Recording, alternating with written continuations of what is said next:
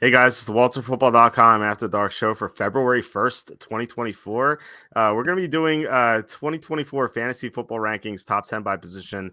We usually do DFS content on Wednesday nights, but the Super Bowl is a week and a half away, so we could do that next week.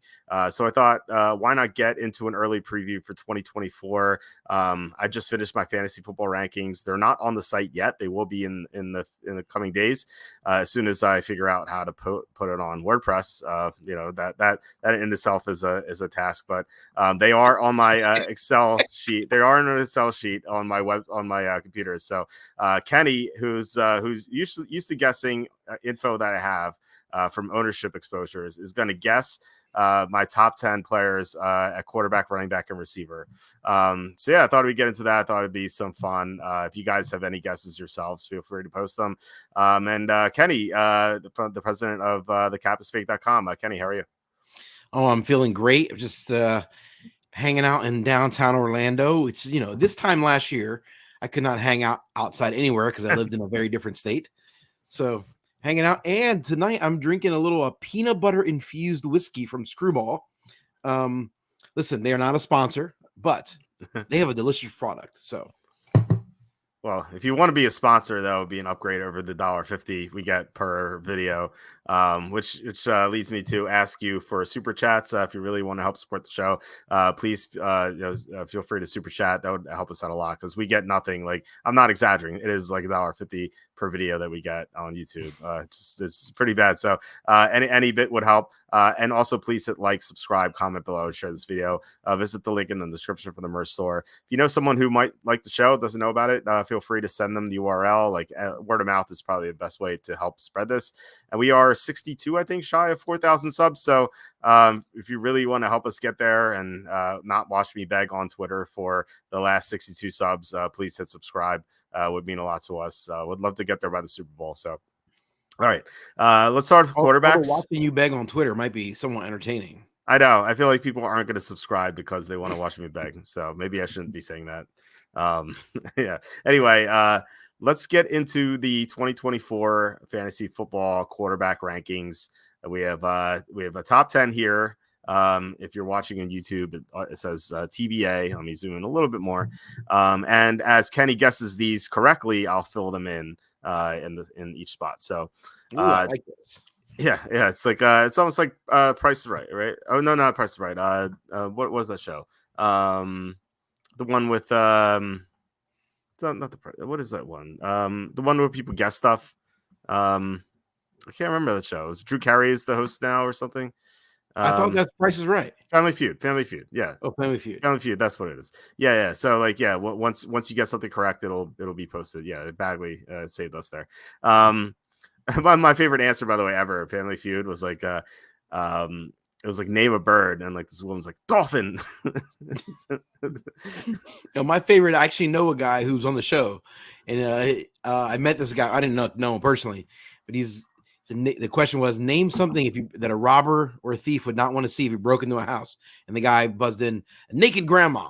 I actually met the guy who said that. We're not like friends or anything, but yeah, that's awesome. Like what? Naked grandma. Was that on the mind or something? Like, I don't know. I don't want to judge or anything. If you're an older woman, that's cool. It's a weird thing to be on your mind, sir. Yeah. Well, everyone has their fetishes, right? Walt, have you seen the farm equipment answer? I have not. Please tell me. I love weird Family Feud answers. And Matthias says, in the order: Mahomes, Lamar, Stroud, Hurts, Herbert, Dak. All right. So Kenny, do you want to take some stabs at this top 10? I'm gonna go from 10 to 1. Is that all right? Yeah. I mean, or should I go? Or should I start at the top? Whatever you want. All right. I'm looking at the finish of this year, like the 2003. What's the word I'm looking for? Finish rankings, final ranking, whatever. The order in which they finished in fantasy points for 2023. Obviously that doesn't. So I'm just trying to help jog my memory in which players. And I'm also trying to think about players as you've talked about players throughout the season, which ones you liked or not. So, okay, my guess in the top 10, number 10 is going to be Justin Herbert. Okay, Justin Herbert is he's higher than 10. In Really? fact, Okay. yeah, in fact, he is number 5. Wow. Um, Okay, that's higher than I thought you would have him.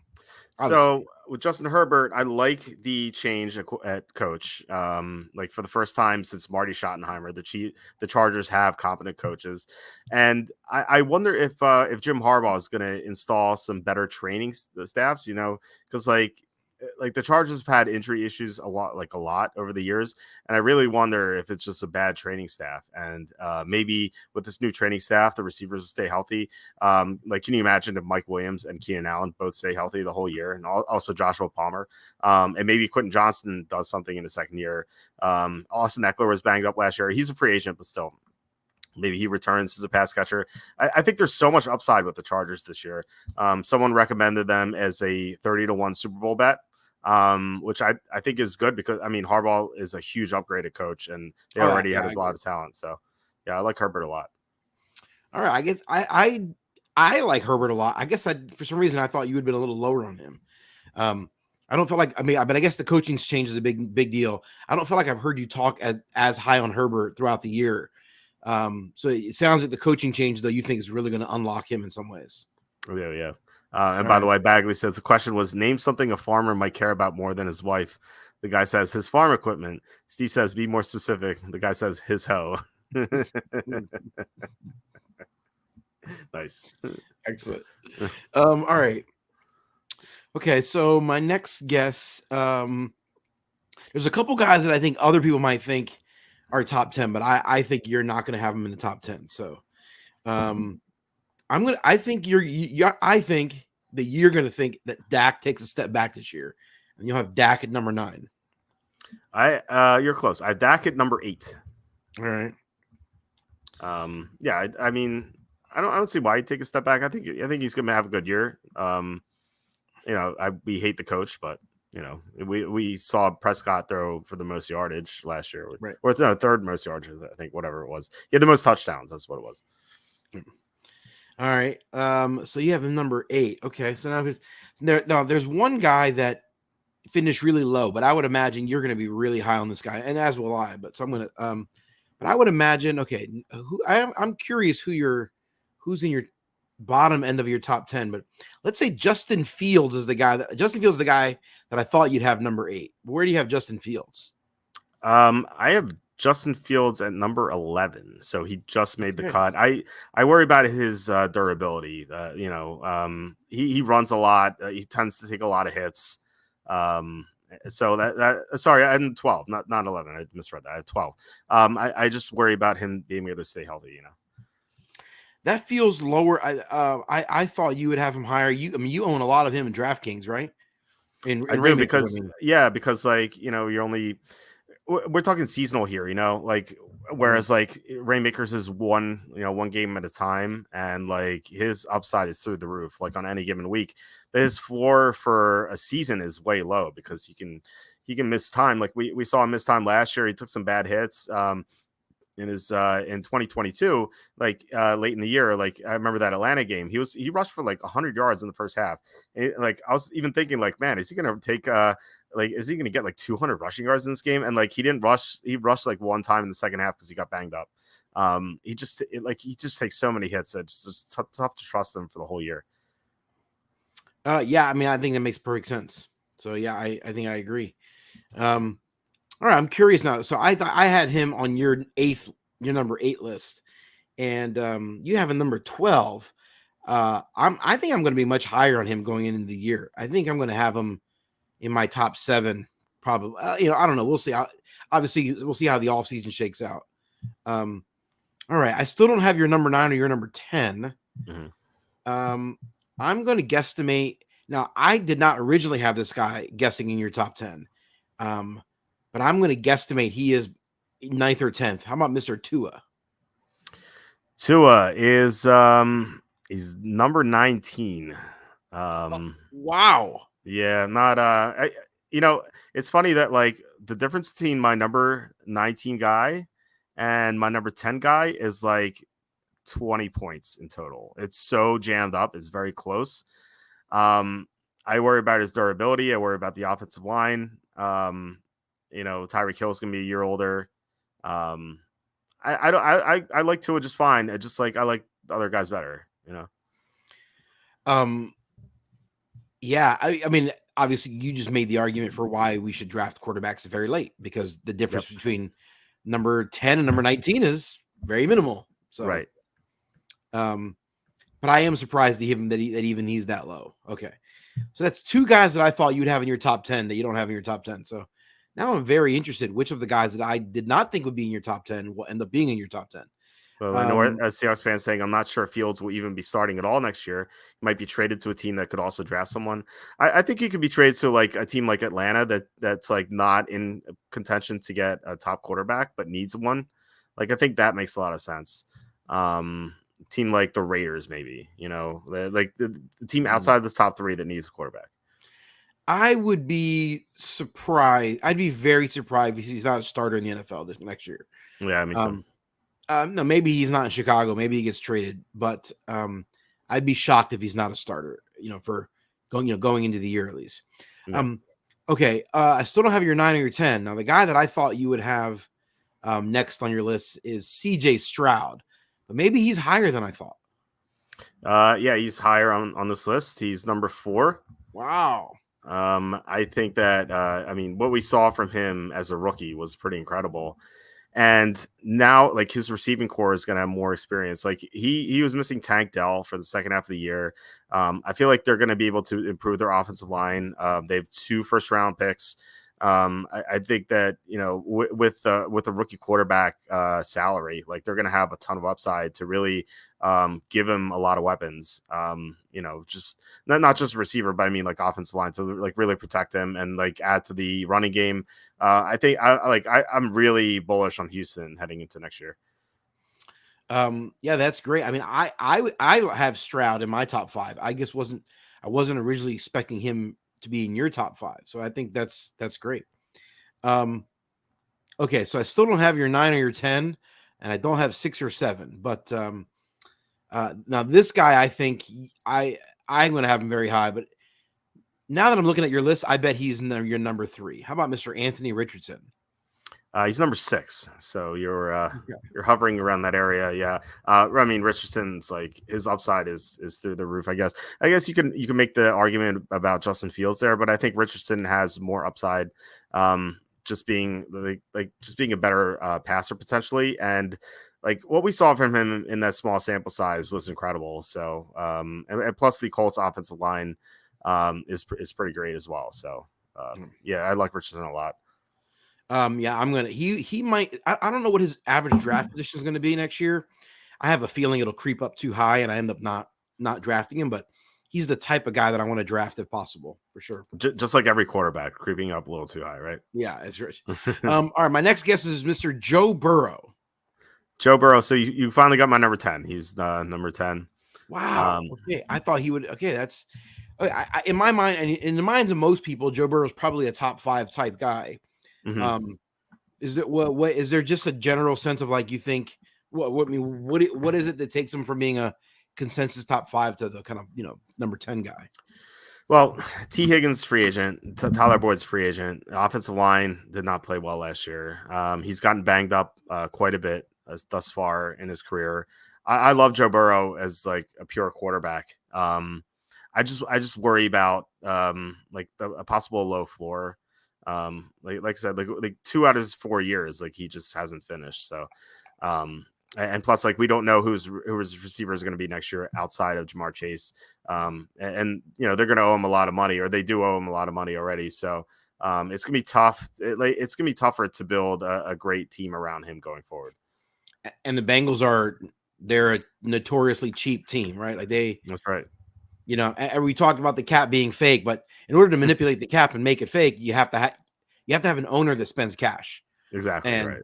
They do not have that. So not only is the cap real for them, it's self-imposed.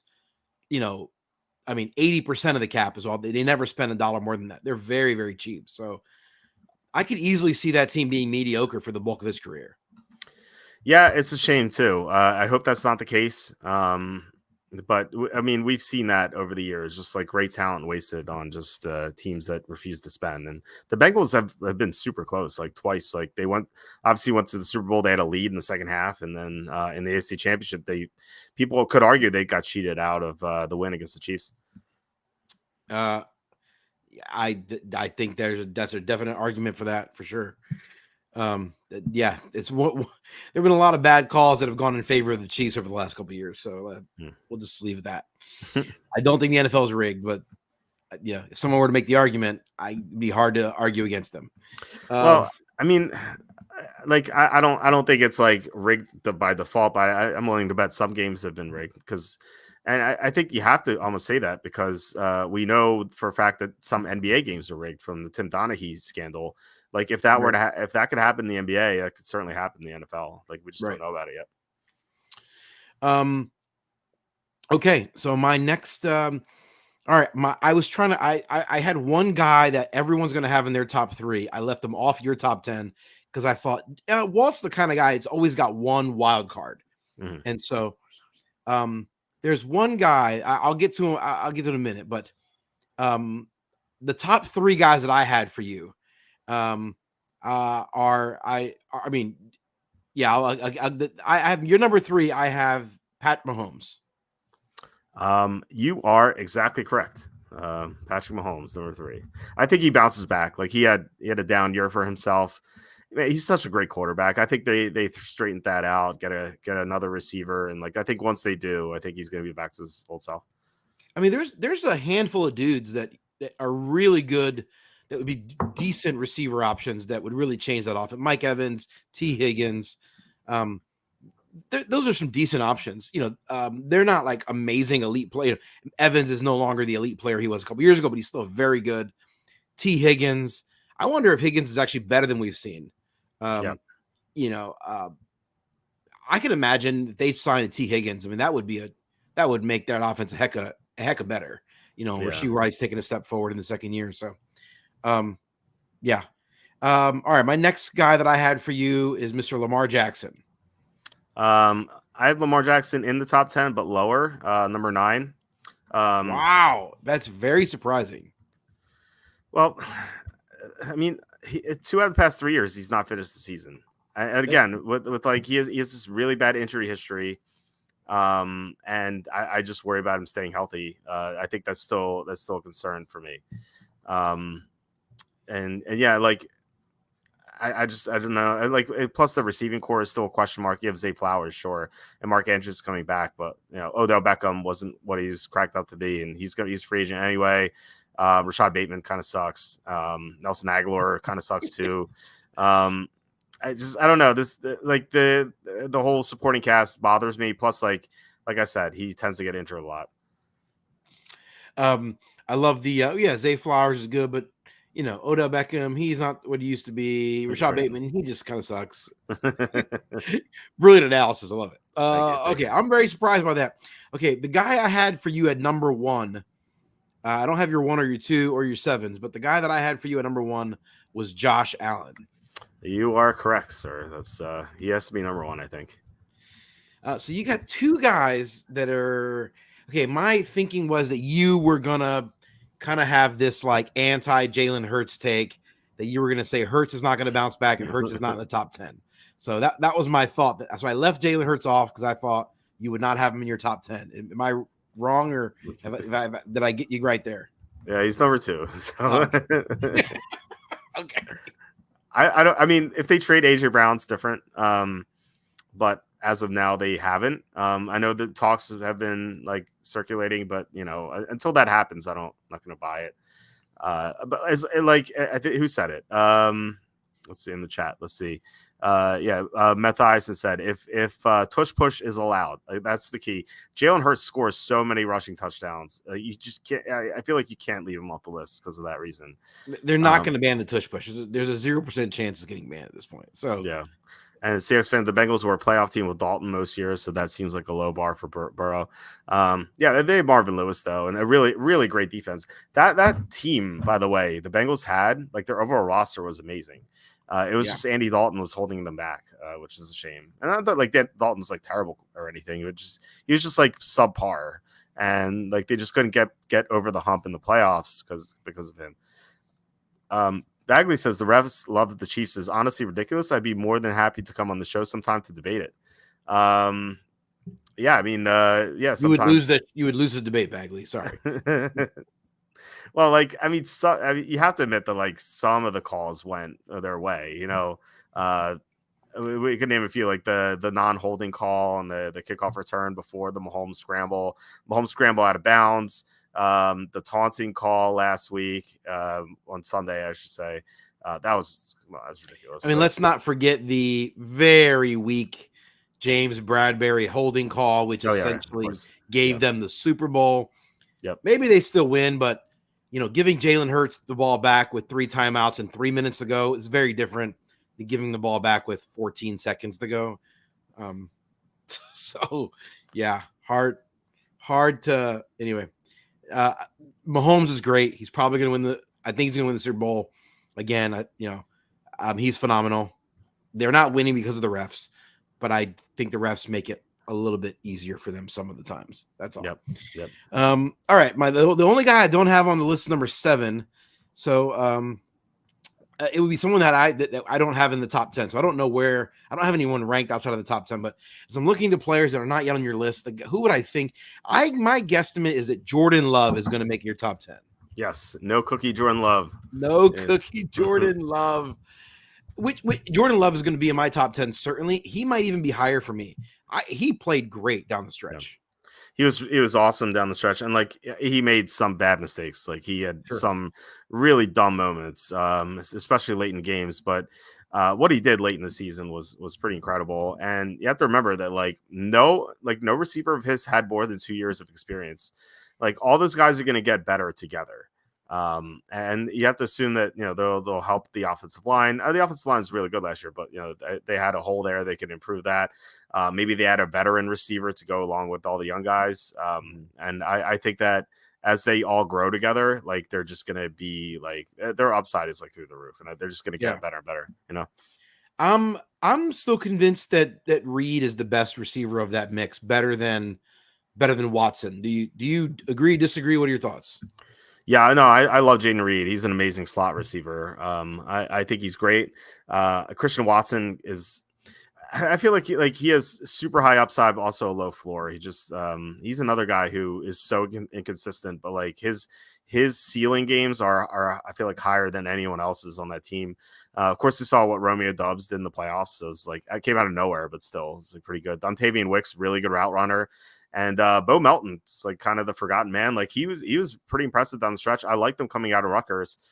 So I'm not surprised that he performed well. So, I mean, like all these guys all 5 of them have talent. And like I said, they're just going to get better. Jordan Love's going to get more experience. Like this team is going to be pretty dangerous next year. Yeah. I look forward to watching this team.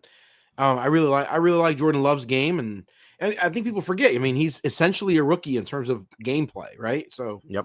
I mean, he's not quite a rookie because he's been in the league for 3 years, but in terms of experience, there's not much there. So you could imagine next year he could take a big step forward. Yeah, I really think so. Yeah, he's just like he's young. The receivers are young. Like they're just going to get better. The offensive line is really good already. They have a good coaching staff. They're supported by a decent defense. So yeah, you have to love the Packers. So you want to go to running back now? All right, running back. I think I'm going to nail this one. I'm going to nail it. I'm feeling confident. All right, let's hear it. All right, my number 10 running back. I think you're going to have in this spot Ken Walker. No, Kenneth Walker is number 20 on my list. Wow. Okay, I totally misjudged that. I worry about Seattle's offense. Again, they've lost 2 coordinators in a row. I mean, Canales wasn't a coordinator, but still, like they lost 2 offensive minds in a row. They lost their head coach. You don't know. I mean, I think Kenneth Walker is better than Zach Charbonnet for sure, but like you don't know how the new coaching staff is going to handle that rotation. I like Walker just fine. He is how far is he behind number 10? He's 17 points behind number 10 at number 20. So not a huge difference by any means, but yeah, not huge on Seattle. I think Seattle's in decline. All right, I'm here. There's a couple other guys that I have kind of in the mix, but um, I'll come back to them. All right, the next guy you've got at number 9. Okay, well the guy I thought was number 9 would be one Rashad White. Rashad White at number 14. Mm. I think Tampa is another team in decline. Like they just lost Dave Canales. I think that's an enormous loss. I think their offense is going to take a huge step backward. I feel like he got the most out of a lot of what they were doing. And you saw Seattle's decline last year when Canales left, and like now Tampa's going to be without him. Baker Mayfield's free agent too. So we don't know for sure if he's going to be back. So Tampa could be a lot worse next year. So I worry about Rashad White. Now, I'm not high on Rashad White as a runner anyway. Like he's a really good receiver out of the backfield, but I don't think he's a very good runner. So I haven't projected for 940 rushing yards, but 62 catches, 520 receiving yards. All right. My next guy on the list I had for you is Mr. Aaron Jones. Yeah, Aaron Jones is number 9. I love Aaron Jones. He was in games in which he played fully last year, the Packers were awesome. They were, I think, 5-1 or 6-1. Now he was banged up for most of the year, but I think he's gonna have a great season. AJ Dillon, by the way, is a free agent, so we may not have to worry about him stealing anything from him. Not that we should. Like Dillon sucks, but another guy who sucks. But no, I mean Dillon like legitimately sucks. Like he should not be getting any of Aaron Jones' touches, and if he's gone, then we won't have to worry about that. Right. Yeah, I'm very high on Aaron Jones. I mean, the injuries obviously get in the way, but when he was healthy this year, he looked really good. If I knew for sure he was going to be fully healthy all year long, he's a top 5, top 4 type guy for me. For me, the floor is a little lower only because the injury risk in my mind. So I don't know that has he ever played a full healthy season in his career? I don't think so, right? That's a good question. I don't recall. I feel like he's been every season he's got nicked up or something, and so you're just, but it's partially his style of play, right? The way he kind of invites contact for not being a huge guy. Yeah. All right, number 7 I've got on your list, Travis Etienne. Yeah, you were one behind here again. He was so inconsistent last year, but I don't know. I think with like they had issues in the offensive line. I think they can fix that. So if they improve the offensive line, Travis Etienne is going to be more consistent. And you have to remember at the end of the year, Trevor Lawrence is dealing with so many injuries too. So if he's healthier, I feel like the whole offense can be better. Travis Etienne Jr., by the way. I mean, that's don't forget it's Junior. Sorry, Travis. You're listening. My apologies. Okay, the guy that I had for you as number 6 is one Bijan Robinson. You're one off on the other side this time. He's number 5 for me. The big thing here is that Arthur Smith is gone. Ding dong. More importantly, the alien mustache is gone. Yes, I mean that is the most important thing for sure. Like I imagine that the new coach Zach Robinson, the offensive coordinator, is going to be smart enough to get him the ball instead of Tyler Algier and especially Cordero Patterson. So Bijan I think should be in the top 5. Nice. Okay. All right. The guy that I had next as your 5th is Jonathan Taylor. You believe he's going to bounce back? Yeah, he's actually number 4. So we continue the trend of being one off. Just one off. All right. Yeah. So, I mean, Taylor missed the first 4 games last year because of the holdout. Then he came back and like he was splitting touches with Zach Moss because he wasn't in shape. And then like we saw him handle the full workload, then got hurt again because like I imagine he still wasn't 100%. But then he came back and like he looked great when he was on the field. I think with the whole offseason, like to be focused on football is going to be good for him. And I mean I'm high on the Colts in general next year. I think they're going to have a good team with Shane Steichen and everything. And I think Taylor's going to have a great year. Plus I think Zach Moss is free agent. I'm not sure. I have to look at that, but. Zach Moss could be gone anyway, so I agree with you. I'm going to be really high on the Colts. I think coming into 2024, I think we've seen this before with other players, particularly at running back, players that hold out that are clearly not, kind of given their best in the offseason, their minds are distracted. They always have issues throughout that course of that year. It's kind of, and so it's not a total surprise that Jonathan Taylor had the season he had and kind of struggled in some cases and got some injuries. Of course, that didn't stop me from buying 8 Rainmakers cards of his, but that's another conversation for a different day. Okay, so I've been one behind. I had Taylor as your 5. The guy that I have as your 4, let's see if he's your 3, is Mr. Kyren Williams. Yes, he is my 3. Wow, I'm like one behind in each one. All of these is ridiculous. It's so funny. Yeah, I know. Kyren Williams was great last year. He came out of nowhere. Like I think he had like 35 carries the prior year, or like his previous season, or 45 carries or something like that. And then like he burst on the scene. He took Cam Akers' job, and he just ran with it. And he missed a few games, but then he came back and was awesome. He ran for 100 yards. Right? What'd you say? He picked it right where he left off when he came back from the injury. Oh yeah, no, yeah, he did, and like he ran for 100 yards against the Ravens, which is like no one does. He catches passes out of the backfield. He's great at the goal line. The Rams offense is gonna be great next year because Cooper Kupp's gonna be healthier. Puka Nacua is gonna be in his second season. You assume that they may add an offensive lineman. Like I'm also high on the Rams next year. I'm looking forward to when we go back and watch the season in the offseason and you go back and watch all the games. There's always certain players that I'm like really looking forward to watching. And Kyren Williams for me is going to be one of those players because I really want to figure out what I think of him talent wise. Mm-hmm. Like, is he really super talented or was it just the system? Like I think he's really good, but I'm not 100% sure. So I'm very curious to go back and watch all of his carries. Like he's probably one of the guys I'm most excited to go back and watch. Yeah, I mean, from what I remember, he was awesome.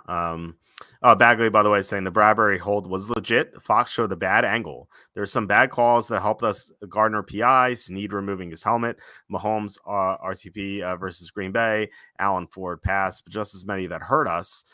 Safety plus horse collar versus the Jets, McDuffie pass interference versus Minnesota, Valentine pass interference, Miller offside, Allen Ford pass, Justice Hill tripping, Chris Jones in the end zone, to name a few. Sorry, I fell asleep. What was that? Sorry.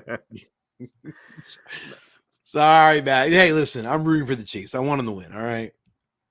I think every team will have bad calls go for them and against them. Sure. I mean, over the course, but the season or every season. But like, I think like people remember these because they happen at like super crucial moments. Right. Like throughout like something that happens in the second quarter. It's not going to be as meaningful as something that happens in the final 2 minutes that decides the game. And like the stuff that we talked about, like pretty much decided the game. Not so much to say Flowers taunting, but everything else was decided like in the final minutes. So, and I think a bad call in the first or second quarter impacts the game certainly, but teams have a legitimate chance to make that up throughout the course, and so they don't have the same impact. And and you know what? Like if I'm a ref rigging a game, then like I'm actually going to make a bad call against the team I want to win in like the first or second quarter, because like then people will be like, oh, look at that call, like they called that against that team. That's how I would do it. But yeah. I'm not a corrupt official, so I don't know. I can't tell. I don't know if that's what they actually do. Mike says, will the alien parasite symbiote brain sucking mustache reemerge with the Steelers? Only time will tell. Yeah, he got hired by the Steelers, Arthur Smith. So hopefully there's no mustache next year for the sake of Jalen Warren, Najee Harris, George Pickens, and Deontay Johnson. No, keep the mustache away. Yeah, you don't want like if there's a mustache, like draft Allen Robinson early, draft Godwin Igabikwe, and draft Connor Hayward. Like they will go. Man, I'm the president of the Jalen Warren fan club. Come on, keep that mustache away from my dude. All right, I still don't have your 6, 7, 10, or 1 or 2. I feel like I'm doing worse with the running backs than I did with the quarterbacks. I thought I was gonna be more confident. Okay. All right. The next guy I have on your list, the guy that I thought would be your number 3 is Mr. Breece Hall. We continue the trend of wow, guys. Breece Hall was posting Marshall Falk type numbers late in the year. Like he was catching like 10 passes every game or something like that. It was insane. Obviously the touchdown equity wasn't there, but like now Aaron Rodgers will be there presumably. He's at least going to play more than 4 snaps, you would think. You would hope so, yeah. Right. And so like the offense can be better as a whole. He's going to score more touchdowns. And also remember, like he was coming off a torn ACL. Like he was not 100% for half the year. So like keep that in mind when you project the stats out. Like I think he's going to have a monster year. I see, like, I don't want to compare anyone to Marshall Faulk, but like this guy is like, he's the closest thing to it outside of Christian McCaffrey that we have in the NFL right now. Yeah, I loved Hall down the stretch, especially. Yeah, and I would presumably if they have a real quarterback next year, yeah, I think that makes all being 100% healthy. He should be he'll be in my top at least 3 or 4. I had him as your number 3. Okay, so I had a number. I had a number 2 guy, number 1 guy. Obviously, I already give you number 2. So I'm gonna skip the guy that I thought you had number 2. I'll come back to him, but I'll give you the guy that I thought you have as number 1, and that's kind of an obvious one, Christian McCaffrey. Yeah, it goes without saying. I mean, he was it's crazy that he had more rushing yards than anyone by like 300 yards this year, and like that's not even factoring his receiving work or his insane touchdown total. So yeah, he's definitely number 1. Okay, the guy that I had as your number 2 was Jahmyr Gibbs. Okay, he's number 6. If you tell me that Dave Montgomery's not there, like if he just completely disappears, I will have Gibbs higher. And like maybe I think Gibbs will definitely have more touches than Montgomery will next year for sure. Like I think that whatever workload they have now flips, and even if it's like I don't know what the numbers are right now. If it's like 60-40 Montgomery right now, if that's what it is. I think it might be like 70-30 Gibbs next year, or maybe 65-35 Gibbs next year. But like Montgomery's still going to be there. He's still going to get touchdowns. Like he's good at the goal line. Like I clearly like him. Right. Yeah. I don't think he's going away anytime soon. Once he does though, like Gibbs is going to skyrocket up these rankings. Yeah, I guess I just thought you would be thinking that Gibbs was going to just take the reins, but okay, yeah. So Gibbs is probably going to be in that range for me in the top, kind of somewhere between 5 and 8. And I think again, the off season we'll see what happens. A lot can change, but if I were picking today, I think I would have Gibbs ahead of Bijan Robinson. I think Bijan's the better talent, but I think Gibbs has shown that the coaching staff actually trusts him, and it's hard to know what now you presumably think the new coaching staff in Atlanta is going to like Bijan. I mean, you should, but until you see it, it's hard to be super confident in it. At least that's how I feel. So yeah, it's a good point. Maybe there was stuff behind the scenes that we didn't know about, and that's why Arthur Smith was hesitant to give Robinson the ball, or maybe Smith's just an idiot. I think that's most likely the case. But maybe there was something behind the scenes, and maybe Zach Robinson will see it as well, and maybe he'll also give the ball to Algier. I think that's a good point. Like we just don't know what's going to happen with Robinson calling the shots there, and we at least know what's happening with Gibbs. Like there's no offensive coordinator change because their coach is staying there. So yeah, it's a good point. You can convince me to move Gibbs up for sure. Okay, so the 2 guys that you have 2 spots left, 7 and 10. The 2 guys that I guessed that were not in your top 10, Rachaad White and Ken Walker. But I do have an honorable mention crew. So my honorable mention starts with Saquon Barkley. Yes, he's number 7, coming off a bad year. However, there are 2 things here. One, he's a free agent, so he could easily go to a team with a much better offensive line. Like he's been stuck behind some bad offensive lines in New York. Like imagine if he goes to what's the team that needs a running back really? Philadelphia Eagles, maybe. Yeah. Well, if he goes to the Eagles behind that offensive line, like that's forget about it. But that could definitely be the case. If he goes to I can't think of another team that needs a running back. There aren't that many teams that need running backs really. If he goes to like Chicago with what if Buffalo were to bring him in and supplant Cook? Yeah, that would be something as well. Like, I think any situation would be better than what he's had with the Giants. He's so talented. He's just been stuck on such a bad team. Mm-hmm. So I actually this should be TBA. He's not officially on the Giants as of March 13. So yeah, I mean, but if he stays with the Giants, maybe they add to their offensive line. You have to imagine they're going to improve their offensive line, or at least try to, because like it's been Yeah. so bad for so long. So I think either way, like his arrow is going to be pointing up next year. Okay, there are two other guys I have for honorable mention. I'm pretty confident one of these got to be number 10. How about my other honorable mention? One of the other two guys is Alvin Kamara. Alvin Kamara, I have lower. I have a number 23. I worry about him staying healthy. He's 29 this summer. Like his durability, I think it has to be in question. With him missing time, like he seems to miss a few games every year. I just worry about him staying healthy. Plus, Kendry Miller looked really good. I think they're going to try to work him in too. So I think he's going to lose touches. I mean, obviously much better in PPR. But this is standard, and so he's not. I'm not high on him. I'm really surprised. I watched Kamara down the stretch, and he looked great to me down the stretch. So I wonder. I don't know. I don't know. Is the crowd going to? Is the field going to thinking you?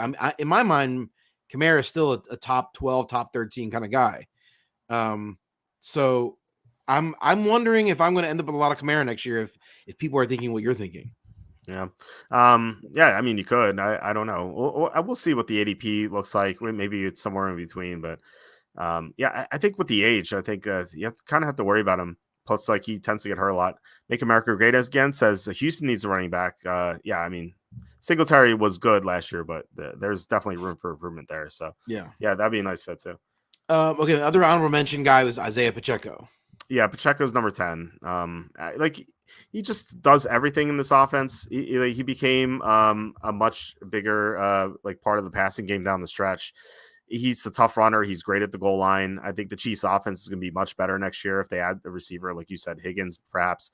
Like if they add T. Higgins to that team, that offense is going to score way more touchdowns, and that just means he's going to get into the end zone more. So yeah, I love Pacheco. Yeah, nice. Yep. I like him a lot. The other guy that will be in my top 10 that I assumed would not have been in your top 10 is Josh Jacobs. Jacobs looked great. I don't know what the situation is going to be. Does he stay in Vegas? Does he move on?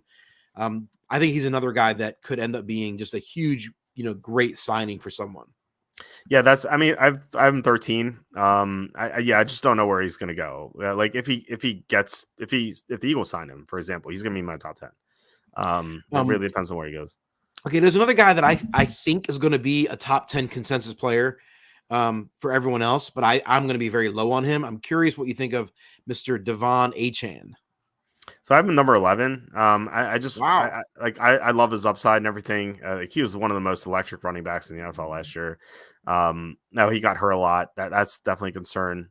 So I don't know if I definitely have him in my top 10. I gave him some bonus points, by the way, which I do. It's just like not seen. Like some people will be like, wait a second, this guy has worse stats. Why is he higher? I gave him like 20 bonus points just in case he stays healthy and like meets his potential.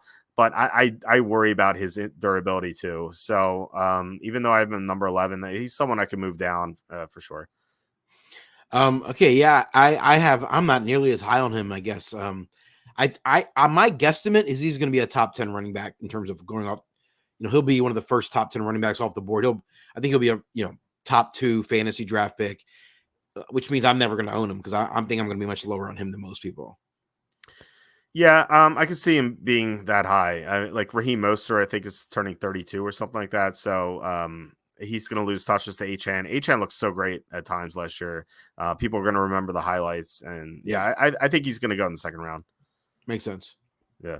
All right. Do you want to go to receiver? Wide receivers. Baggett says Damian Pierce. They just refuse to use him. Yeah, Pierce. I think Pierce is like a good running back. I think he's just a bad fit in that offense. So I think maybe they'll trade him or something. I think he's mediocre. I think he's a mediocre talent. He's fine, but I don't think he's amazing. Yeah. Okay. Yeah. You want to go to receivers now? Wide receivers. All right.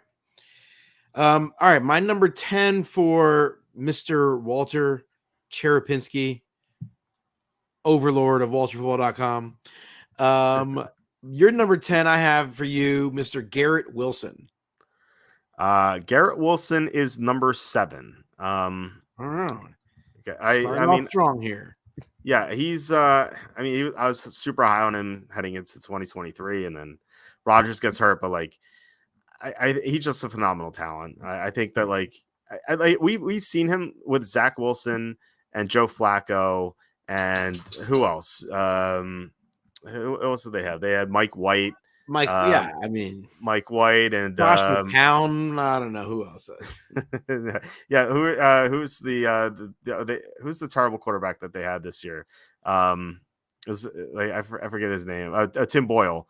That's right. Right, Tim Boyle and the guy Trevor Siemian. Those have been his quarterbacks thus far. Now he's going to get Aaron Rodgers. Now, like Aaron Rodgers is going to be 41, so like there is some concern, but like, hey, 41's not a bad age. Listen, that's yeah, I completely agree with that. At least for the next 7 months, but yeah, no, I think that I mean, even if Rodgers is like 75% of what he used to be a couple years ago, like he's still going to be a huge upgrade, and I think that's just going to help Garrett Wilson a lot. Yeah, I love him. I think he's a great talent. I think he could be like a super elite top 2-3 type of guy if things were to go right. Yeah. I think I'm going to have him ranked kind of where you have him, probably kind of 7 to 10 at some point. But man, it wouldn't surprise me if he were much higher than that, if everything goes right in 2024. Yeah. All right. The next guy you've got that I have on my list for number 9 for you is Mr. Chris Olave. Where is he? I have Chris Olave number 20. Wow. Okay. He just hasn't been. So here's my issue with Chris Olave. I was kind of wondering why I have him so low. So the Saints offense is so frustrating because they do so many weird things at the goal line. Like they bring in Taysom Hill to run. It just like Chris Olave's touchdown numbers have been. I know it's only 2 years, small sample size, but they've been pretty pedestrian thus far. And it's because Taysom Hill takes all the touches at the goal line. Yeah, that's true. If Taysom Hill leaves, like I'm going to skyrocket Chris Olave and pretty much everyone else in that offense. But like it's just so hard to be invested in these guys. I like Olave a lot more in PPR, but like when you count on touchdowns more, it's just tough to trust them. Yeah, that's a fair point. They do good. The Taysom Hill Wildcat formations are certainly goofy. I guess I'm surprised. I still thought you would have. I know you've talked about his talent so often, so I thought for sure you'd have him, but yeah, makes sense. I love his talent. It just he doesn't score. Like it's just really frustrating. Yep. All right. Next, the guy I had for you at number 8 was Mr. Brandon Ayuk. Ayuk I have number 19. So wow. Yeah, I mean, I like Brandon Ayuk just fine. Kind of wonder, like, it's funny because like I'm 19, he's 10 points behind number 10, so it's like it's pretty jammed up there. I just like the other guys more. I don't know. I mean, Brandon Ayuk has been inconsistent. Like, cause like it's 1 week it's him, next week it's Debo, next week it's George Kittle. Like sometimes like Ayuk just doesn't do much. And his stats, I feel like this year were buoyed by Debo Samuel being out for a few games. When Debo was out, like he was going off. But when like Debo came back, like he still had some great games, but then he had some games where he had like 3 catches for 50 yards. So like he disappears sometimes. But like, yeah, I mean he's 10 points out of number 10, so right. It's close. Now I don't have Debo in my top 10 for you, so maybe I'll regret that, but we'll see as we go. Maybe. Okay. All right.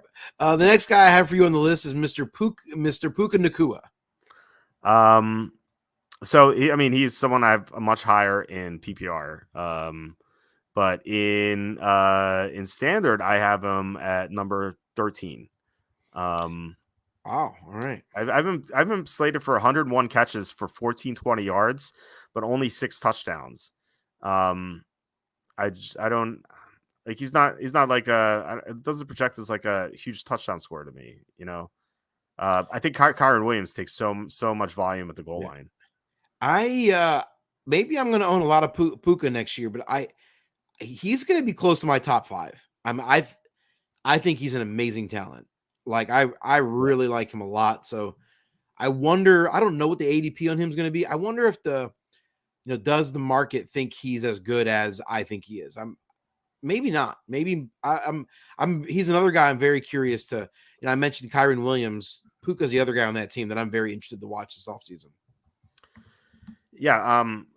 Yeah. I mean, he looked great his rookie year. I had trouble ranking him though, because like there's not much of a sample size with him. Like, and Cooper Cup's gonna be healthier next year, so he's not going away. I mean, Stafford obviously loves Cup. He loves like Puka as well. I just wonder if like with Cooper Cup being completely healthy, like is he going to take some of his touches or targets? And then, like I said, Kyron Williams gets so much volume at the goal line, so like Puka just doesn't score that many touchdowns, or at least he doesn't project as scoring that many touchdowns. Yeah, so I'm curious now. I'm going to go back and watch more closely. Okay, the next guy I have for you on the list is the guy he's making a big jump, Mr. DJ Moore. Yeah, DJ Moore, I have number 10. It just like I want there to be some clarity at like what's happening quarterback. But I mean it's either gonna be Justin Fields or Caleb Williams. So I guess there isn't like, so I guess we do have some clarity, but like I just don't know how he's going to gel with a rookie quarterback. That's like my only concern. But if it's still Justin Fields, like you have to be high on him. I mean, he had some amazing performances last year. But then again, if it is Fields, you have to worry about his injuries too, because like if it's Bajan again, then like Moore is obviously not as appealing. Yeah, I love DJ Moore. I think he finally showed what I think those of us who have liked him for a while, like, but just the touchdowns weren't there for a couple seasons. It just seemed like he wasn't being used right in Carolina. So I'm excited. I'm also curious what's going to happen. Him and Justin Fields seem to have such a great rapport, and so I wonder if Justin Fields is not there, how that plays out for DJ Moore. Yeah, that's exactly what I'm thinking is like if it's Caleb Williams, like he should be better than Justin Fields, but like what if he and Moore just don't click? That's always a possibility. Possible. Yeah. All right. Okay, so I think that was my first 5 that I had for you. Okay. Now there's one guy that I have as honorable mention, but I did not now, but it looks like based on the guys we have, it looks like he's going to be in your top 10, but I did not have Mr. AJ Brown on the list for you. So, really? But yeah, I thought you would have him out of your top 10 with potential of him being traded. But okay. Yeah, I mean he's number 5. But even if he is traded, like he's still a great talent. Like he produced in Tennessee with Ryan Tannehill. Like if he could do that, like he can go off anywhere. But if he remains with the Eagles, he's definitely a top 5 guy. So the guy that I had for you at number 5 was Mr. Jamar Chase. Jamar Chase is number 4. Off. Yeah, you have to remember that like T. Higgins might go, Tyler Boyd might go. So that just means that Joe Burrow is going to throw more to Jamar Chase, right? So I feel like he could have his best year yet. All right, the guy that I had for you at number 4, obviously he's not your number 4, but I had Mr. CD Lamb. Oh wow, CeeDee Lamb's number 1 for me. Oh wow, okay. I assumed there was a consensus number 1, but I guess not. Okay, well, we'll talk about it because they are 2 points apart for me. Okay, I assume. Do you want to just mention them now so we can? Yeah, Tyreek Hill was the guy that I had for you, number 1. Yeah, he's number 2 for me, and I maybe more people are gonna have Tyreek Hill number 1. But I do think that age is becoming a concern. He got hurt late in the year. CeeDee Lamb is a lot younger. I think that CeeDee Lamb is he's improving. Like he's still getting better and better. Like he's still young enough to do that.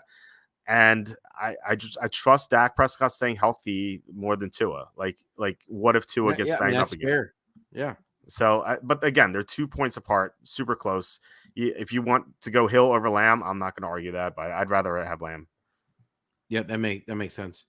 And by the way, Bagley's saying apparently there've been some rumors about Justin Fields to the Raiders. Let's hope for his career. Let's hope not.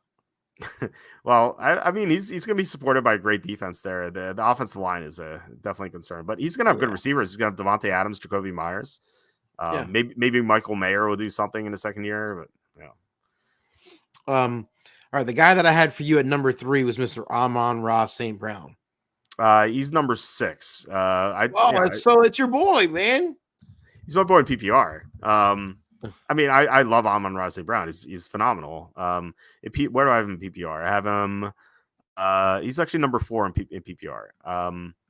But I mean, yeah, he's more of a PPR guy. He doesn't get as many touchdowns as the top guys. This is a little bit less, but and like they tend to run a lot at the goal line. So he's not going to score as often as like CeeDee Lamb will. So he has to be a step back, but he's still up there. I'm surprised. I mean, for me, he'll be in my bottom. He'll be kind of in the 8 to 10 range for me, probably. Okay. PPR and standard. I thought for sure you'd have him higher because I know you love him more than anyone else I know. I feel like I had him in our league this year, and he was great for me. He's kept my team afloat when I had all my quarterbacks and all my running backs are injured. All right, the guy that I had for you at number 2, which I would assuming is your number 3, is Justin Jefferson. Yeah, I mean, we'll see what happens at quarterback, but we've seen him produce like with anyone. Yeah. But he has the upside to be number 1. Like if Kirk Cousins comes back and he stays healthy the entire year, like Justin Jefferson could easily be the number 1 receiver. I think he's the best pure receiver in the NFL right now. I know a lot of people will say Jamar Chase, but I think it's Jefferson. It's very close. Chase is great, but I think Jefferson is the best all-around receiver. Maybe he's not as good at some things as Tyreek Hill or as other guys. Like, just I feel like there's no weakness in his game. I agree. He's amazing. It's just like he was weighed down by bad quarterbacking at the end of last year. Plus he got hurt. If they bring back Kirk Cousins and he lasts the entire year, like I said, he could be the number 1 guy. All right, I got a handful of honorable mention. Let me see which one of the guys that were my honorable mention that made your top 10. Okay. There's one obvious name, would be Deebo Samuel. Deebo is number 12. So he is very close. Not as obvious as I thought. Okay, there's a guy that I think is top 20-ish, maybe a little higher, but I think you're going to be higher on him than most, and you think he's going to sneak into the top 10, even coming off the injury, Mr. Tank Dell. Tank Dell is number 21 for me. Okay. We'll see if he can stay healthy the entire time. Plus, like, there's Nico Collins is there too. But I'm looking at this. Maybe he should be higher than some of these guys I have. Maybe he should probably be in the teens. I don't know about top 10, but I have Nico Collins number 15. So he should probably be around there. Now, okay, I really am. I don't know who your 8 and 9 would be. I'm really. I mean, there are some big name type guys, but I don't know if you are as confident on those guys. Okay, maybe Keenan Allen. Keenan Allen's number 16. I could see being higher on him too because Jim Harbaugh, but he's getting up there in age. Like that has to be a concern. Yeah, with the things you said about Herbert, I thought maybe Keenan Allen could be one of the guys. All right, how about Mr. Jalen Waddle? Jalen Waddle's number 14. I mean, he needs Tyreek Hill to get hurt because Hill does everything. Like Waddle, I feel like is kind of suppressed by Hill right now. All right. I mean, I'm just going to go down a list of guys that I think Devontae Adams. Do you think he bounced back in his top 10 guy? Number 11 is close. We'll see what they do at quarterback. Like there's a ton of upside there. Like if he gets a good quarterback, he could go off. Like last year he had Garoppolo, who's awful, and then Aiden O'Connell, and he still produced like pretty well. All right, now this is a guy that I have no clue what to do with. To be honest, I'm very confused as to how to rank him. How about Mr. Stephon Diggs? When he said I don't know what to do with him. I was like, yeah, he's number 9. I think that he got hurt last year, and we just weren't told about it. I heard some people, I can't remember where I heard it, but like some people were speculating that he got hurt in the London game, and because ever since then he just didn't produce. But like before that, he was having a great year, and he kept playing, but like all he did was like catch underneath passes and wasn't doing much. So I think he's going to bounce back. He's just so talented. He's playing with Josh Allen. I'm more than happy to buy low on him. I watching him the last few games of the season and watching him in the playoff games, like they never even looked to him. It was very weird. Like he was never at any point in the playoffs the number one design receiver for any play. It seemed like he was never Josh Allen's first read, which is very, very odd. Yeah, I think they have to fix that. Sheldon, we have some guesses here. Sheldon Wong says Marvin Harrison Jr. I have Marvin Harrison Jr. number 17 right now. Tough to rank him because we don't know where he's going to be, but I mean he's the best receiver prospect we've seen in a long time. And then Malik Neighbors, who's projected to be the number 2 receiver off the board. Actually, Charlie Campbell reported that one team has Neighbors as high as Harrison, but others don't. Neighbors is number 32 in my rankings right now. Again, like don't know where he's going to be. But yeah, Mike Williams is another guest from Leo. Mike Williams is definitely not in the top 10. He can't stay healthy. If you tell me he was going to be healthy the entire year, all 17 games at 100% rate, I would definitely consider him in the top 10 with Herbert, but like right now he's number 44. I don't expect him to play even half the season. If you could tell me that he's definitely going to be healthy and playing every game, he would still not be anywhere near my top 10. I know you're not a big fan of his. I know that. I want no part of that guy. I legitimately am not sure who your number 8 player is. I'm Michael Pittman Jr. maybe would be my final guess. No, he's lower, but so Pittman's a free agent. This guy's also a free agent, and the fact that he's a free agent opens up so many possibilities. I know it. It's Mike Evans. It's Mike Evans, yes. Sorry, that was a dumb one. I missed that. Yeah. So we'll see where he goes. If he goes to Kansas City and plays with Mahomes, if he goes to Buffalo, plays with Josh Allen, he's easily top 10. Oh yeah. So we'll see where he goes. If he stays in Tampa with no Dave Canales and probably drop him out of the top 10, he's going to be 31 or 32. So he could have some regression, but like he still looked great last year. So yeah, it really depends on where he goes. It's kind of like Saquon Barkley. Right.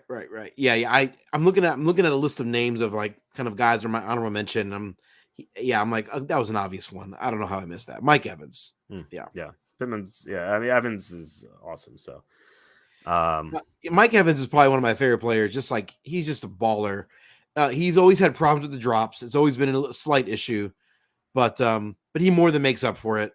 He'll drop the easiest passes, right, and then he'll make these like super hard circus catches. Just catch the easy one, bro. Like, what are you doing? But yeah, you worry about I mean, when that happens, it's all about concentration. Like, right. Maybe just like, maybe I don't know. I don't want to speak for his medical history, but like maybe he's like he had like ADD in the past and like just can't pay attention and like stuff like that. But like when it really matters, he's on point and just comes up big. Like there'll be moments in a game where he just drops the dumbest passes. You're like, what are you doing, dude? Yeah, sometimes it's like sometimes when he plays, he looks like he's just not interested. And then he'll in the next quarter he'll catch like an 80-yard pass. Right. There's a light switch that goes off. Yeah. It's I don't.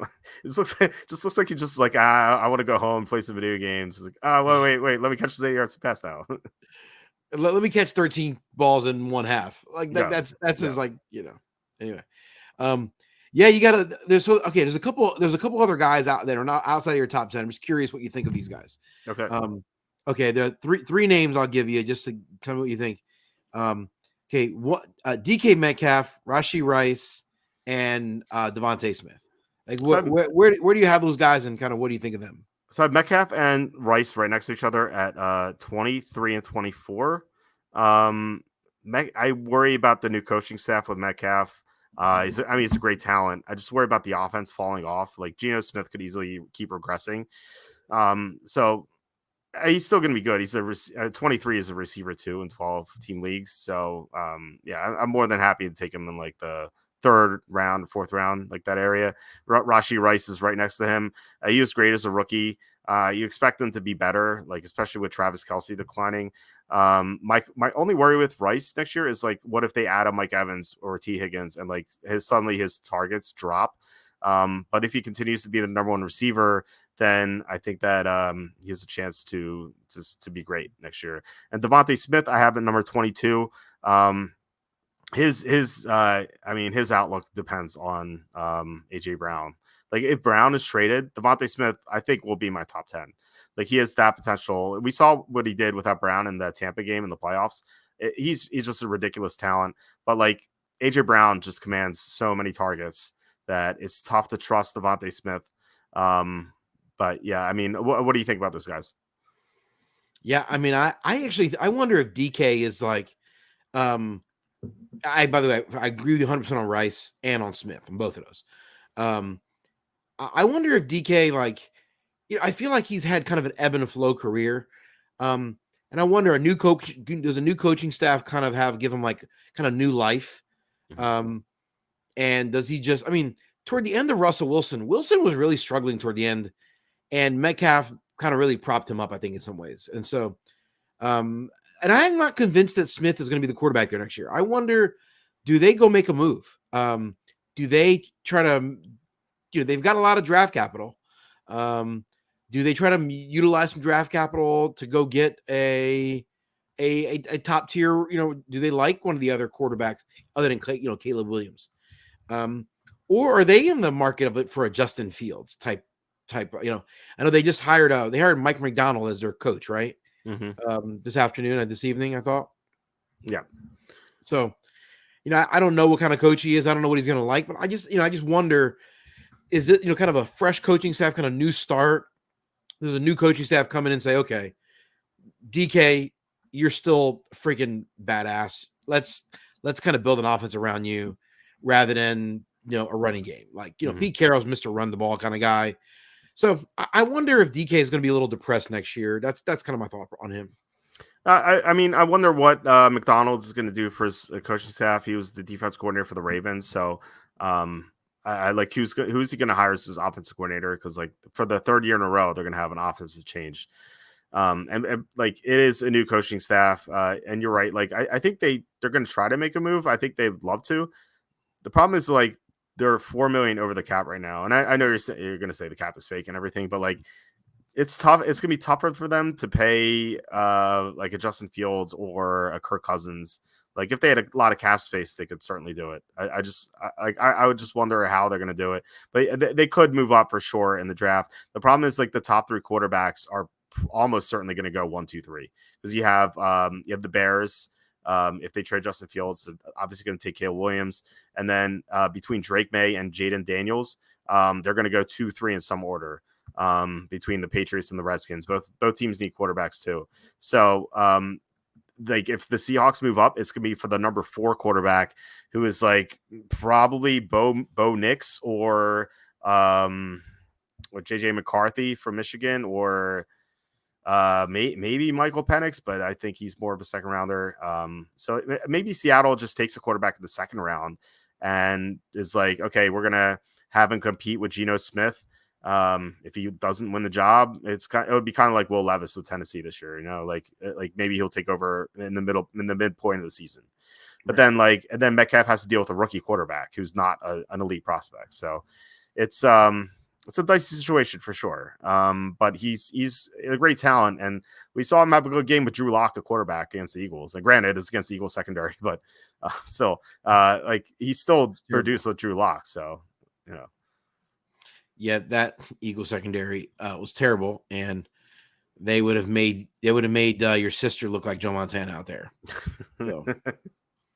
Yeah, or anyone's sister would have been at least John Elway, if not Joe Montana. You're totally right about that. They couldn't stop anyone. As we saw in the playoffs when Baker Mayfield they couldn't get Baker Mayfield off the field. So I was in section 221 watching it and crying. In the rain, right? It was tough. my condolences. At least did you have like any fun at the game, or was it just like completely miserable? Yeah, I love going to games. Though I enjoy going to games a lot. So, and I fully expect them to lose. So it's one thing if you're going and expecting them to win and you're heartbroken. Like I fully expected. I was 99% confident they were going to lose ugly. Like not just lose, but lose ugly. Yeah. So when you go in with that expectation, it kind of makes it easier to handle. Did you really think they're going to lose? They were favorites in the game. I thought they were going to lose. I totally thought they were going to lose the game. Okay. Yeah, I thought they're gonna. I think when they were favorites, I texted you and said, "How the heck are the Eagles favorites in this game?" You did, yeah. I could vouch for that. Yeah, I couldn't believe they were favorites. But so my thing was, so I initially picked Tampa and I switched to the Eagles because like Baker Mayfield didn't have a full practice all week. He was DMP limited. So I thought that he was banged up because he was horrible in that Carolina game, week 18. They should have lost to the Panthers, that Buccaneers team. Yeah, they won 9-0. They couldn't score. They scored 3 field goals.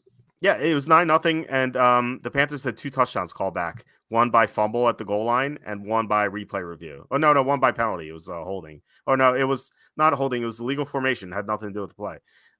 So yeah, the Panthers could have just won that game 14-9. We could have had the Saints in the playoffs instead. And I feel like it would have been the same result. Like, except for the fact that you wouldn't have gone the game. Yeah, that's right. I would have watched them lose from home. Right. So maybe I fly to New Orleans. You never know. That's true. Yeah, I've been to New Orleans once. It's fun. Let's see. So I guess that's it. I don't know if I know you probably don't want to guess tight ends. I want to read off my top 5 to you real quick. See what you think. Number 5, Trey McBride. Number 4, Mark Andrews. Number 3, Travis Kelce. Not sure what to do with him. Number 2, George Kittle. Number 1, Sam Laporta. What do you think about that? Not totally crazy. I think Kelce has played great in the playoffs, and so maybe he's showing it that the step we thought he lost maybe is not as bad. I think putting Laporta number 1 is totally defensible. He's been awesome. I mean, he was awesome as a rookie too, and he's gonna have more experience. That offensive line's great, so Jared Goff is gonna be really good. Like, I think that he's just gonna have a great year. And by the way, the only rookie I have in the top 10 at any position, Brock Bowers, number 7. He's projected to be a top 6 pick in the draft this year, so look out for him. Historically, rookie tight ends have been terrible. Laporta, obviously, not so much, but this year we had Laporta and we had Dalton Kincaid. So 2 guys who bucked the trend. I wonder if that's going to change. I mean, Brock Bowers is like a generational tight end prospect. Like I have him number 6 in my mock draft. I think number 6. I mean, he's like almost a top 10 lock. He's just he's a freak. So I mean, once upon a time they told me the same thing about Kyle Pitts. I don't know. I think he's a better prospect than Kyle Pitts. I don't know why Kyle Pitts went that high. Like, Kyle Pitts had like the upside, but like I don't know, like he just wasn't as good of a football player. But like Brock Bowers is just, he projects like as like the next great tight end. Now I don't watch college football, so I watch very little. Mm-hmm. So I rely on guys like you and Charlie Campbell and others to tell me who's good. But people told me that Kyle Pitts was the next best thing. A lot of people, and I had never seen it. So I have trouble believing when people tell me, "Oh, this guy's a freak." Well, I don't know. Okay, remember that like 60-yard catch he had in the preseason that like bumped his ADP up like 5 rounds. Yeah. So like I've never owned Kyle Pitts on a team, so I don't on a fantasy team. So I've never been hurt by him or anything, but. Whenever I hear people talk like that about any player, I'm instantly turned off. I'm just like, it's kind of like when I was single, when I was dating before I got married. Anytime I heard a woman tell me she was a liberal, I was like, nah, never mind. We're good. Sorry, I had to go there. All right, it's late. All right. I mean, I don't blame you at all. You gotta don't at me, anyone. Well, you have to have shared interests. Like, exactly. Even if like you're a liberal thinking this, like if you're a liberal listening, you should date a liberal. Like, you should because like I've had friends of mine who were either conservative or liberal and like dating the opposite, and like those relationships just didn't last. Because I heard Chris Rock make a joke once. He's like, listen, one of you can be a Christian and one of you can, you can both be Christians or you can both be crackheads, but you can't have one be a Christian, one be a crackhead. Like, that's true. He said a religious person and a crackhead don't break up. 2 crackheads, they stay together forever. Exactly. Yeah, that's all I'm saying. No, actually, my wife went. Actually, this is a real conversation we had. Like when can't remember if my son was just born or if she was like 8 months pregnant or something like that. But she was like, what if Conrad's gonna be gay? And I'm like, I don't care. And I'm like, she's really? I'm like, yeah, just as long as he's not liberal. We're way off target right now. I know. We could have a whole podcast about this. We've talked a long time about this kind of stuff. This is so good. Yeah. There are people right now going, "What the heck are Kenny and Walt talking about right now?" I know. I love it. I love it. It's awesome. To get back on tangent, Leo asking who's the best offensive line in 24. I think the Lions. They're definitely up there. The Packers, I think, were really good last year. The Eagles, if they can properly replace Jason Kelsey. I mean, they drafted a couple guys, interior lineman, Cam Jurgens and Tyler Steen. So like, we'll see. If they can replace him, then they'll be up there for sure. But yeah, I think Lions, Packers, those two teams for sure are up there. Stand out from the crowd. Yeah. All right. Anything else? Do you want to plug your website? ThecapIsFake.com. Not a lot of new content recently, but there's lots of old stuff on there. It's all evergreen. So feel free to check it out. Feel free to read my article explaining why the cap is fake and why the cap only affects cheap teams like the Bengals and the Cardinals. Check out thecapIsFake.com. Lots of great content on there. It's really interesting reads for sure if you haven't checked it out yet. But yeah, Kenny, it was fun to have this guessing game once again. But I'm looking forward to our next week's show when we do DFS content, because I was looking at the pricing. Real quick, let me ask you, have you looked at the pricing yet for any of these players? I have not looked at anything yet. No. Okay. I've been looking at props though. Okay. The pricing is pretty tight. Like it's gonna be tough to make a lineup for the Super Bowl, which like it's kind of surprising to me, because like I feel like the Super Bowl invites like a lot of like noobs and stuff like that who want to. Yeah. You're right, exactly, who want to do it the first time. But like all the top guys are AK plus. Like Christian McCaffrey's 12K, Mahomes 10.6, Kelsey 10.2, Purdy 10, Deebo Samuel 9.2, Ayuk 8.8, Pacheco 8, Rashee Rice 7.6. He's the cheapest one, and Kittle's the cheapest guy you can play is 6.4. It's like it's so tough to get all these guys in your lineup. I'm looking forward to breaking down the slate with you, because I think it's gonna be a tough one for people to make a lineup with. I look forward to it, bro. Yeah, for sure. So yeah, we'll be back with Kenny next week. Gonna have a show tomorrow with Quacky Takes. So looking forward to that. And then normal schedule is always next week. So yeah, thanks guys for commenting, watching, and listening. I really appreciate it. Please hit like, subscribe, comment below, share this video, visit the link in the description for the merch store. All that would be appreciated. And Kenny, I will talk to you next week. You the man, Walt.